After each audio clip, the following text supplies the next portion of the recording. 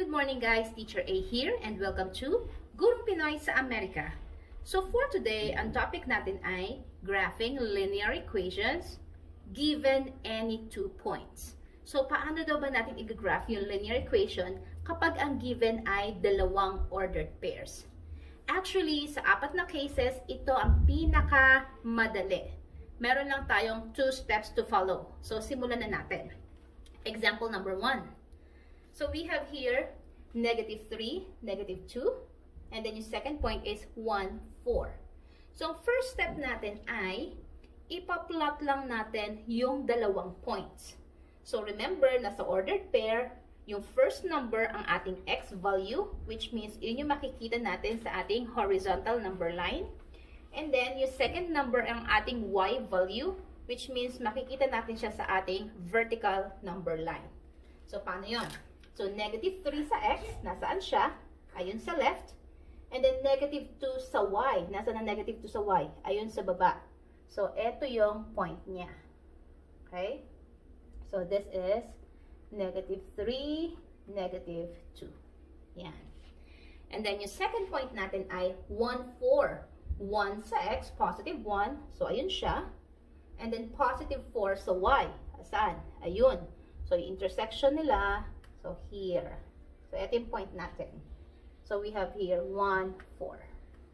Yan. So, yan ang ating first step. Second step, i-connect lang natin yung dalawang points using a straight line. Bakit? So, linear equation from the word itself, linear, ang graph niya ay straight line. Okay? So, i-connect natin itong dalawang points using a straight line. Sana diretso. Yun. There. So, yun ang graph natin ng first example. Okay? Don't forget na lagyan ng arrow yung both ends. Ibig sabihin, pwede siyang ma-extend in both direction. Okay? And one more thing, kung mapapansin nyo, from left to right, yung trend ng graph natin, yung direction niya ay pataas, which means ang slope niya ay positive. So, kahit hindi iso si slope, pag nakita nyo lang yung graph niya, malalaman nyo kung positive siya or negative. Okay? Next, number 2. Negative 4, positive 5, and 2, negative 3. So, first point natin, first step again, ipa-plot natin itong mga points. So, we have here negative 4, 5. Negative 4 sa x, positive 5 sa y. Negative 4 sa x, positive 5 sa y. So, here. So, ito ang ating first point. So, we have negative 4, positive 5. And then, ang second point natin ay 2, negative 3. So, 2 sa x, negative 3 sa y. So, ito siya sa baba. So, ito ang ating 2, negative 3. There. So, yun ang first step. Second step, i-connect natin yung 2 points using a straight line. Ito na naman tayo. Sana diretso. Swing. Yan. Assume na lang natin na straight siya. There. So, eto ang graph natin ng ating second linear equation. So, again, kung mapapansin nyo, from left to right, pababa ang trend ng graph natin, which means ang slope natin ay negative. So, ganyan lang kasimple mag-graph ng linear equation given any 2 points. Again, first step, plot the points. Second step, connect those points using a straight line. That's it. Ang topic natin ay graphing linear equations given the x and y intercepts. So, paano ba natin i-graph yung ating linear equation kung ang given ay yung mga points na nag-i-intersect sa ating mga axes? So, paano yon? Kapag sinabing x-intercept, yun yung point wherein yun yung intersection ng ating graph at ng x-axis. Kapag sinabing y-intercept, ito naman yung point na kung saan yun yung intersection ng graph and ng ating y-axis. So, simulan natin sa ating example number 1. So, x-intercept ay negative 4. So, ibig sabihin ito yung value ng x kapag ang y natin ay 0. So, kung kukunin natin yung point niya, that is negative 4, 0. So, first step, i-plot lang natin yung negative 4. Nasaan ba si negative 4? Sa x-axis. So, ito ang x-axis natin. So, ayun si negative 4. Lagyan natin siya ng point. Dali, di ba? And then, si y-intercept naman. That is 3. So, ibig sabihin, kapag 0 si x, 3 ang value ng y natin. So, nasaan si 3 sa y-axis? So, eto siya. Yan. So, yan ang ating first step. I-plot natin yung dalawang intercepts. Second step, i-connect natin yung dalawang points, again, using a straight line. So, from here, straight line, yon. So, of course, pwede siyang lumagpas. So, kung papasin nyo, again, yung ating line from left to right ay pataas, which means positive ang slope natin. So, ito ang graph ng ating linear equation given ang x-intercept na negative 4 and y-intercept na positive 3. So, ganun lang siya kasimple. Andali, di ba? Okay. So, this time, example number 2. Ang x-intercept ay positive 2, ang y-intercept ay positive 5. Again, first step, ipa-plot lang natin itong dalawang intercepts. Sabihin, hanapin natin itong dalawang points na to sa ating x-axis and y-axis. So, 2 ang x-intercept, which means 2 ang ating x value and 0 ang ating y value. So, nasaan si positive 2 sa x-axis? Ayun siya. So, eto. Plot natin siya. There. And then, y-intercept ay positive 5. Ibig sabihin, 0 si x, 5 naman si y. So, nasaan si 5 sa y-axis? So, ito yung y-axis natin. Positive 5 is here. Plot natin. Yan. So, yun ay dalawang points natin. Second step, connect the points using a straight line. So, mula rito, saan na diretso? There. Yan. Kunwari na nasakop. Yan. So, eto ngayon ang graph ng ating number 2. Again, from left to right, ang trend ng graph natin ay decreasing, pababa, which means negative ang ating slope. Okay? So, ganun lang siya kasimple. So, tatandaan nyo na dapat yung mga points nyo ay nasa mga axes. Nasa x-axis, ang x-intercept. Ang y-intercept naman ay nasa y-axis. Okay? So, sa pagpa-plot, again, sa pag-graph, I mean, ng linear equation, given ang x and y intercepts, first step, i-plot yung points. Hanapin sa x-axis, si x-intercept, at si y-intercept naman ay nasa y-axis. Second step, connect the points using a straight line. So, ganun graphing linear equations given the slope and the y-intercept. So, paano ba yon? Let's have example number 1. Okay, so paano natin i-graph ang ating equation kung ang given na slope ay 2/3 or 2/3 and then ang ating b or ang ating y-intercept ay positive 1. So, i-review muna natin kung paano ba i-graph itong ating slope. So, yung numerator natin sa ating slope, ito yung ating rise or yung change sa y. So, that means, kapag in-plot natin to, ito yung pagka-count natin either pataas or pababa. Okay? Kasi yun yung change sa y. And then, yung denominator naman natin, ito yung ating run or yung change sa x. So, kapag plinot natin siya, ito yung pagka-count natin ng number of units, either going to the left or going to the right. Kasi, yun yung ating horizontal na change. So, sa x siya, kaya sideways lang.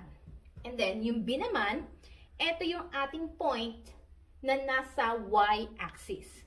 Okay? So, ganun lang kasimple. So, sa pag-graph, given yung m and b, yung first step, ipa-plot muna natin yung ating b.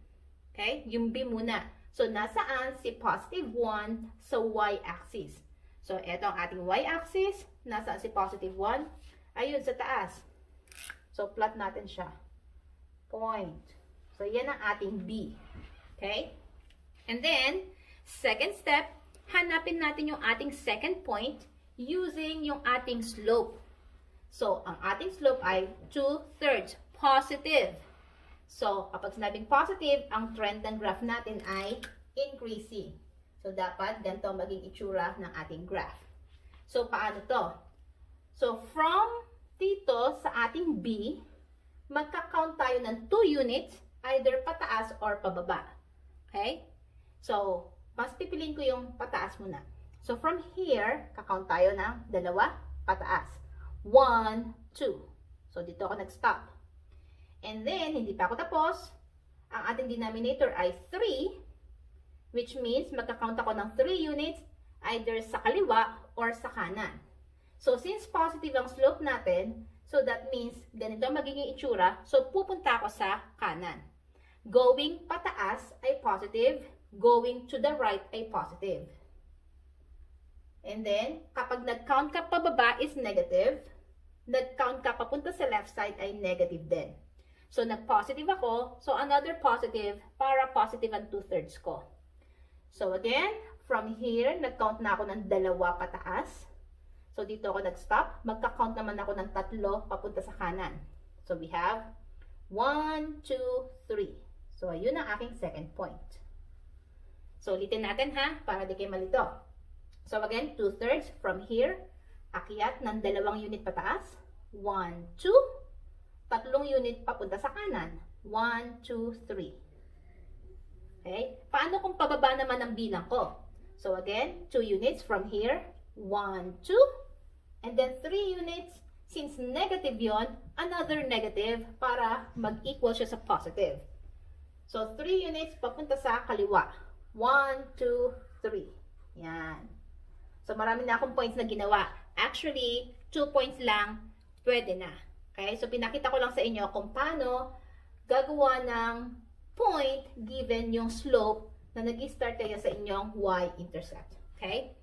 So, first step, again, hanapin si B sa y-axis. Second step, hanapin yung second point, given si M. Third step, i-connect natin yung points natin using a straight line. So, from here, there. So, ito ang ating graph. So, kung mapapansin nyo, pareho sila, diba? So, increasing kasi positive ang ating slope. So, that's example number 1. Okay, move na tayo sa example number 2. Wherein, ang given na slope ay -3 at ang b natin ay -4. So, i-check muna natin yung ating slope. Kung mapapansin nyo, whole number siya. So, para maging fraction itong ating slope, since whole number, alam naman natin na lahat ng whole numbers ay may 1 na denominator. So, gagawin natin siyang 3/1 or -3/1. So, ang slope natin ay negative. That means, ang trend ng graph natin ay decreasing. So, ganito dapat ang maging itsura ng ating graph sa plane. Okay? So, step 1. Hanapin si B sa ating y-axis. Okay? B is -4. Nasaan ba si -4 sa y-axis? Taas, baba. So, nasa baba. Ayun siya. So, plot natin. There. So, yun ang ating first point. Next, second step, kunin natin ang ating second point using ang ating M or slope. Again, yung number sa taas, yun yung pagka-count natin ng either going up or going down. Ito namang ating denominator, sideways, either to the right or to the left. So, from here, bilang tayo ng 3 pataas. So, tataas ako kasi mas malaki yung space doon. So, from here, bilang akong 3. 1, 2, 3. So, dito ako nag-stop. Dito. And then, ang aking denominator ay 1. Since negative to, so dapat ganito maging itsura. So, pupunta ako sa kaliwa. So, we have 1. There. Bakit? Kasi ang going up ay positive. So, pupunta ako sa kaliwa, negative. Positive times negative is negative. Kasi si M natin ay negative. Okay? So, para hindi kayo malito, i-check nyo agad kung ano yung trend ng graph nyo. Para alam nyo kung ano ang itsura niya, itsura ng inyong output. Okay? So, again, paano ulit mag-graph? So, mula sa B, this time bababa naman ako ng 3 units. 1, 2, 3. And then, 1 unit papunta sa left or sa right. Okay, so pupunta naman ako sa right. 1. So, eto ngayon ang aking second point. So, isa pa, para mas malinaw. So, eto yung kaninang point natin. Bilang ulit tayo ng 3, pataas. 1, 2, 3. Then, isa sa kaliwa. 1. So, eto siya. Okay? Gusto niyo isa pa? We have 1, 2, 3. Then, 1. Yon. Okay? So, yun ang ating second step. Kahit ilang points pwede. Pero katulad sinabi ko kanina, 2 point lang, makaka-form na kayo ng line. And then, i-connect natin siya. I hope this is straight. Oh my God. Diretsuhin ko lang ng konti. There. Ang galing-galing ko talaga mag-line. Yan. So, yan ang ating graph. So, kung mapapansin nyo, yung blue line na yan ay same ng ating nilagay kanina. So, ito lang ang magbibigay sa atin ng clue kung ano yung itsura ng ating graph sa ating Cartesian coordinate plane. So, again, sa pag-graph ng linear equation given ang ating slope and y-intercept, first step, i-plot natin yung ating b or yung ating y-intercept. Hanapin yung point na yon sa y-axis. Okay? Second step, find your second point by using your m. So, nasaan ang second point nyo? So, yung numerator, yun yung pagbibilang nyo ng units either pataas or pababa. Yung denominator, either papunta sa left or sa right. Remember, na kapag positive ang slope, pataas ang graph. Kapag negative ang slope, pababa naman siya. Okay? And then, third step, i-connect natin yung 2 points na yon. So, ganun lang siya kasimple. Ang topic natin ay graphing linear equations given the slope and a point. So, paano natin i-graph yung linear equation kapag ang given niya ay yung m or yung slope at isang ordered pair? So, simulan na natin. Okay, example number 1. M is equal to 1/2 and then ang ating ordered pair ay -2, -4. So, i-recall muna natin kung paano ba nakakakuha ng second point using ang m. So, again, yung number sa taas, yun yung magsasabi sa atin ng ating movement going up or going down. Bakit? Kasi yan ang ating rise. Yan ang change sa y. Kaya, vertical ang movement natin. Yung ating denominator, ito naman ang pagbibilang natin ng units going to the right or to the left. Kasi, yan yung change sa x or yun yung ating rise. So, yun ang horizontal na pagka-count natin. So, since ang m natin ay positive, therefore, ang magiging itsura ng graph natin, yung trend niya ay increasing from left to right. So, dapat ganito itsura niya dito sa plane. So, simulan na natin. First step, kunin natin ang ating first point by plotting yung given na ordered pair. -2, -4. So, yung -2 ang ating x value. So, eto siya. -4 ang ating y value. So, nasa baba. So, eto yung ating point. Here. So, eto ang ating -2, -4. Yan. So, second step, kunin natin ang ating second point by using yung ating m, which is 1/2. So, mula rito sa point na to, sa ating first point, magmumove tayo pataas, since mas malaki yung space ko doon, magmumove tayo ng 1 unit pataas. So, from here, 1. And then, 2 units papunta sa kanan. Again, bakit? Pataas is positive, papunta sa kanan is positive. Positive and positive equals positive. Remember, ang ating MI positive. So, from here, bilang ako ng isa pataas. So, 1. Then, bibilang ako ng 2 papunta sa kanan. 1, 2. So, etong aking second point. Actually, pwede na tayong huminto rito. I-connect lang natin yung ating points. Ganun lang siya kasimple. Pero para mag-practice natin yung pagkuha ng points given yung M, ulit-ulit tayo. So, from here, count ulit tayo ng isa pataas. 1.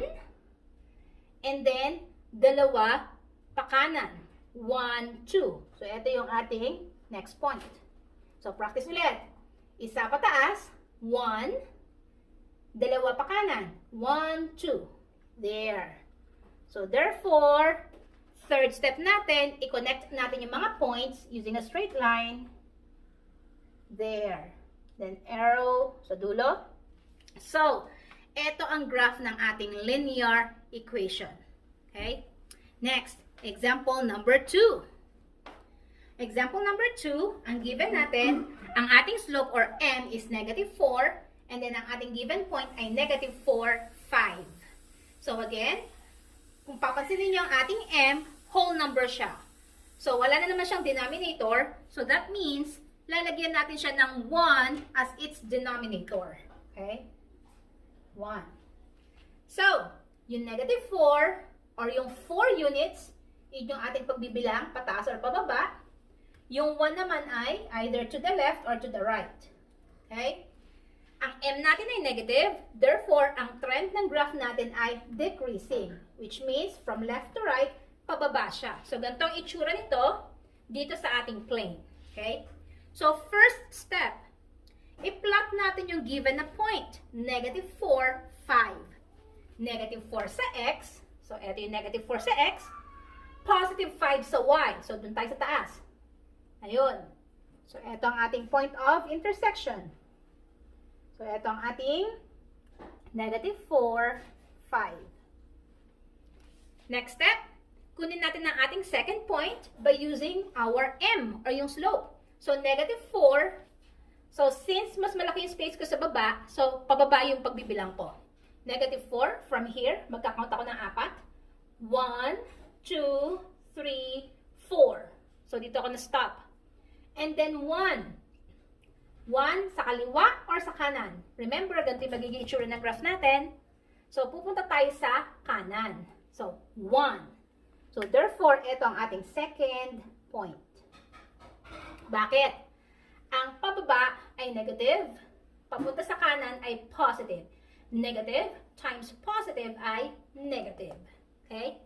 So, mas madali talaga kung ilalagay nyo na yung itsura ng graph nyo doon sa may side para alam nyo kung saan yung direction nyo pag nag-count kayo ng units. Next, gawa pa tayo ng isang point. Again, count tayo ng 4 units pababa. From here, count tayo. 1, 2, 3, 4. And then, 1 unit going to the right. 1. So, therefore, ito ang ating next point. Okay? Next, third step, i-connect natin yung mga points. Sana diretso. There. Ay! Paling. One more. Ang galing-galing ko talaga mag-graph. There. Yan. Pasensya na mga taga-community kasi hindi ako magaling mag-draw ng line. Okay. So, ito na ang ating graph. So, ito na yung graph ng ating linear equation given ang slope na negative 4 and point negative 4, 5. So, ganun lang siya kasimple. Again, just to sum up, sa pag-graph ng linear equation, given yung slope and 1 point, first step, i-plot natin yung ating ordered pair. Yun ang ating initial point. Then, second step, kunin natin ang ating second point gamit ang ating slope. Yung number sa taas, yun yung ating movement going up or going down. Yung denominator, yun naman ang ating movement to the right or to the left. And then, again, isang hint ko sa inyo, kapag ang m nyo ay positive, i-draw nyo na agad dito sa gilid yung increasing trend ng graph, which means from left to right, pataas. Para alam nyo kung ano yung itsura rito sa plane. Kapag ang m ay negative, so that means ang trend ay decreasing, which means from left to right, katulad nitong blue, pababa siya. Okay? So, kung natuto kayo sa ating lesson for today, kindly give me a like para i-share to ni YouTube sa iba. And please consider subscribing para mas matuto kayo or makita nyo yung iba pang math videos natin. So, that's it for today. See you on my next video. Paalam!